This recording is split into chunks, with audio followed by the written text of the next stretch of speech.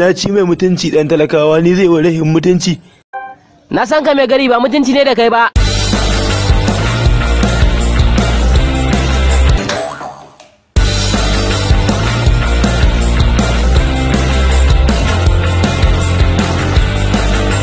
Yana fitowa ka doke min shi dan yarinyan nan.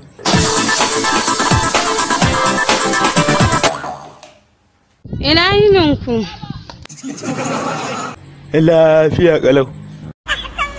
Ke ta shige biya.